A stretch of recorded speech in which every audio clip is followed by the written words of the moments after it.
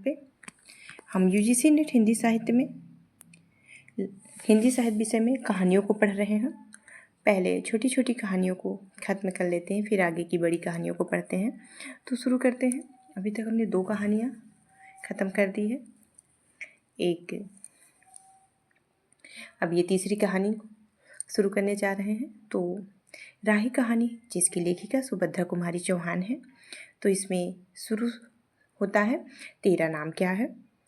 शुरू जेल से होता है, जिसमें राही नामक की एक जेल में आई हुई महिला होती है, उसी से शुरुआत होती है कहानी।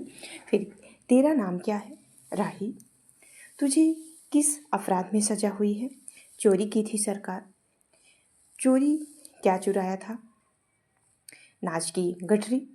कितना नाच था? 5-6 से। ये अब बहुत बीच से पाठ्यक्रमों से क्वेश्चन उठा रहा है यूजीसी नेट। तो क्वेश्चन बन सकता है कि कितने अनाज को चुराया था? तो 5 या 6 सेर था। और उसकी सज़ा कितने दिनों की थी? साल भर की थी। तूने चोरी क्यों की?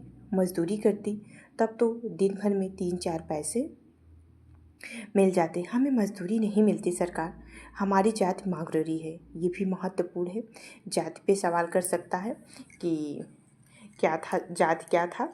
मांगरोरी यानी भीख मांगने वाली। हम केवल मांगते खाते हैं और ना हमें भीख मिले तो हम चोरी करते हैं। उस दिन खाने को कुछ नहीं था। बच्चे भूख से तड़फ रहे थे। बाजार में बहुत देर तक मांगा, बोझा ढोने की टोकरी लेकर बैठी रही, पर कुछ न मिला। सामने किसी का बच्चा रो रहा था, तो मुझे देखकर मुझे अपने बच्चों की याद आई। वहीं पर किसी की नाच की गठरी रखी हुई थी, उसे लेकर भाग ही रही थी कि पुलिस वाले ने पकड़ लिया। अनीता, ये जेल में अनीता राही से सवाल करती है। तो फिर अनीता एक ठंडी सांस ली, बोली, फिर तूने कहा कि भूखे बच्चे थे इसलिए चोरी की। संभव है कि इस बात पर मजिस्ट्रेट कम सजा हो देता। हम गरीबों की कोई नहीं सुनता सरकार। बच्चे आए थे कचहरी में, मैंने सब कुछ कहा पर किसी ने नहीं सुना। राही ने कहा, अब तेरे बच्चे किसके पास है? उसका बाप है, अनीता ने पूछा। राही की आंखों में आंसू आ गए। वह बोली, उसका बाप मर गया सरकार। जेल में उसे मारा था, वही अस्पताल में मर गया। अब बच्चों का कोई नहीं है। तो तेरे बच्चों का बाप भी जेल में मारा, वह जेल में क्यों आया था? अनीता ने प्रश्न किया। उसे तो बिना किसी कसूर के पकड़ लिया था सरकार। राही ने कहा, ताड़ी पीने गया था, 2-4 दोस्त भाई उसके साथ थे। मेरे घर वाले एक वक्त पुलिस वाले से झगड़ा हो गया, उसी का बदला उसने लिया। 109 में उसका चालान करके साल भर की सज़ा दिला दी, वहीं मर गया। अनीता ने एक दीर्घ निश्वास के साथ कहा, अच्छा, अपना काम कर ली। राही चली गई। अनीता सत्याग्रह करके जेल आई। पहले उसे बी क्लास दिया गया था, फिर उसे घर वालों ने लिखा पढ़ी करके उसे एक क्लास दिलवा दिया। अनीता के सामने आज एक प्रश्न था। वह सोच रही थी कि देश की दरिद्रता और निरीह गरीबों के कष्टों को दूर करने का उपाय नहीं है। हम सभी परमात्मा की संतान हैं, एक ही देश के निवासी हैं। कम से कम हम सबको खाने का, पहनने का समान अधिकार है। फिर क्या बात है, कुछ लोग बहुत आराम से रहते हैं और कुछ लोग पेट भर अन्न के लिए चोरी करते हैं। उसके बाद विचारक की अदूरदर्शिता के कारण, सरकारी वकील के चातुर्यपूर्ण जिरह के कारण छोटे छोटे बच्चों की माताएं जेल भेज दी जाती हैं। उनके बच्चे भूखे मरने के लिए छोड़ दिए जाते हैं। एक ओर तो यह कैदी है जो जेल में आकर सचमुच जेल में जीवन के कष्ट को उठाती है, और दूसरी ओर हम लोग जो अपनी देशभक्ति और त्याग का ढिढोरा पीटते हुए जेल में आते हैं। हमें आमतौर पर ये दूसरे कैदियों की मुसीबतों में अच्छा बर्ताव मिलता है, फिर भी हमें संतोष नहीं होता। हम जेल आकर ए और बी क्लास के लिए झगड़ते हैं। जेल में आकर ही हम कौन सा बड़ा त्याग कर देते हैं। जेल में हमें कौन सा कष्ट रहता है सिवाय इसके कि हमारे माथे पर नेतृत्व सील लग जाती है। हम बड़े अभिमान से कहते हैं कि हमारी चौथी जेल यात्रा है, हमारी 5वीं जेल यात्रा है, और जेल यात्रा किससे बार बार सुना कर आत्मगौरव अनुभव करते हैं। तात्पर्य यह है कि जितने भी बार जेल जा चुके थे उतनी सीढ़ी हम देशभक्ति और त्याग दूसरे के ऊपर उठ जाते हैं। और इसके बल पर जेल से छूटने के बाद कांग्रेस ने राजकीय सत्ता मिलते ही हमें मिनिस्ट्री स्थापित, स्थानिक संस्थाओं के मेंबर और क्या क्या हो जाते हैं। अनीता सोच रही थी कि कल तक जो गद्दार ही पहनते थे, बात बात पर कांग्रेस का मजाक उड़ाते थे, कांग्रेस के हाथों थोड़ी शक्ति आते ही भी कांग्रेस के भक्त बन गए, गद्दर पहनने लगे, जहाँ की जेल में दिखाई पड़ने लगे। वास्तव में यह देशभक्ति है या सत्ता भक्ति? अनीता के विचारों का तांता लगा हुआ था। एक दार्शनिक हो रही थी। उसे अनुभव हुआ कि कोई भीतर ही भीतर उसे काट रहा हो। अनीता की विचार वाली अनीता को खाए ही जा रही थी। उसी बार बार यह लग रहा था कि उसकी देशभक्ति सच्ची देशभक्ति वरना मजाक है। उसे आत्मग्लानि हुई और उसे साथ ही साथ आत्मभूत हुई। अनीता की आत्मा बोल उठी, वास्तव में सच्ची देशभक्ति तो इन गरीबों के कष्टों का निवारण है। ये कोई दूसरी नहीं, हमारी भारत माता की संतानें हैं। इन हजारों लाखों भूखे नंगे भाई बहनों को यदि हम कुछ सेवा कर सके, तो थोड़ा सा भी कष्ट निवारण कर सके, तो सचमुच हमने अपने देश की कुछ सेवा की है। हमारा वास्तविक देश तो देहातों में ही है। किसानों की दुर्दशा से हम भी थोड़ी बहुत परिचित हैं। इन गरीबों के पास न घर है न द्वार है।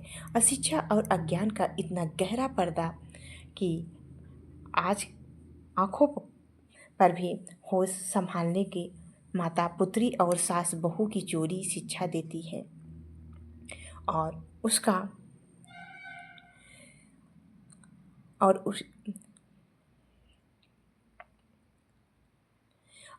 यह विश्राम की चोरी करना और भीख मांगना ही उसका काम है। उसे अच्छा जीवन बिताने की वह कल्पना नहीं कर सकते।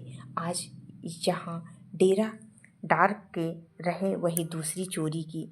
बचे तो बचे, नहीं तो फिर 2 साल जेल गए। क्या मानव जीवन का यही लक्ष्य है?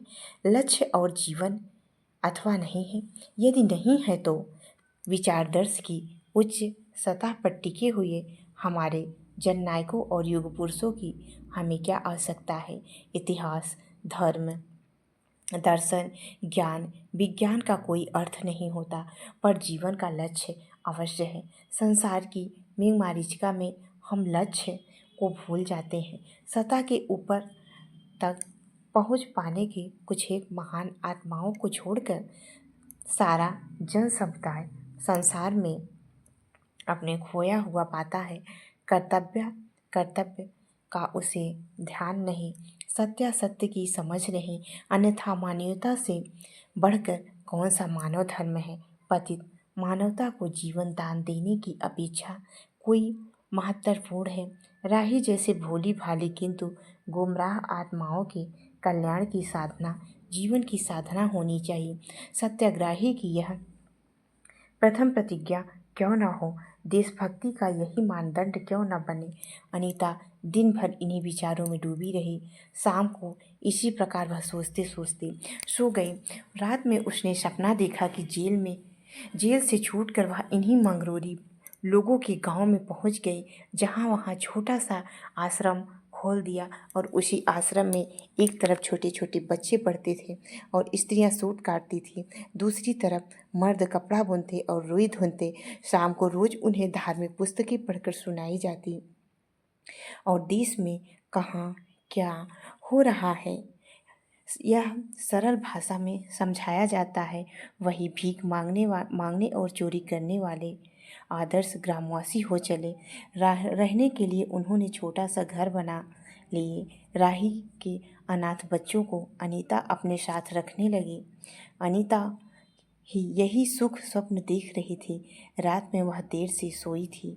सुबह 7 बजे ही उसकी नींद खुल गई। अचानक स्त्री जेलर से आकर उसे जगा दिया और बोली, आप घर जाने के लिए तैयार हो जाइए, आपका पिता बीमार है, आप बिना शर्त छोड़ी जा सकती। अनीता अपने स्वप्न की सच्चाई को परिवर्तित करने की एक मधुर कल्पना लेकर घर में चली गई। इसमें लेखिका जो स्वयं जेल में होती है, इसमें गरीब, मजदूर, देश के सभी लोगों को, सभी भारत माता की संतानें हैं होते हुए भी कैसे सबके साथ भेदभाव है। किसी को खाना नहीं, रहने का घर नहीं, कोई कैसे कितने आलीशान ज़िंदगी को जी रहा है। वही एक ही भारत माता की संतानें हैं, कैसा भेदभाव हो रहा है। और समाज में जो देशभक्ति के नाम से सत्ता भक्ति के प्यासे हुए लोग हैं, कैसे अपने सत्ता को हथियाने के लिए कैसे कैसे चाल को चल रहे हैं, इसमें लेखिका ने दर्शाया है। वास्तविक जेल में भी वो आते हैं। जेल में आने के पीछे भी लोगों का एक कारण होता है, अपनी पहचान बनाना। लेकिन जो ऐसे गरीब लोग होते हैं जो मजबूरीवश करते हैं, वो जेल में आ जाते हैं, उनका कोई सुनने वाला नहीं होता है। और समाज में ऐसे लोगों के लिए लेखिका सपना सजाती है कि ऐसे लोगों के लिए कुछ अच्छा कर सके, हित हो सके। जो ये इस कहानी के माध्यम से लेखिका किसान, मजदूर, गरीब, असहाय लोगों का चर्चा किया है। जो कहानी एक अत्यंत मार्मिक है। ये कहानी ख़त्म होती है। आशा करते हैं आप लोग को ये वीडियो पसंद आएगा। जी वीडियो देखने के लिए सभी को धन्यवाद।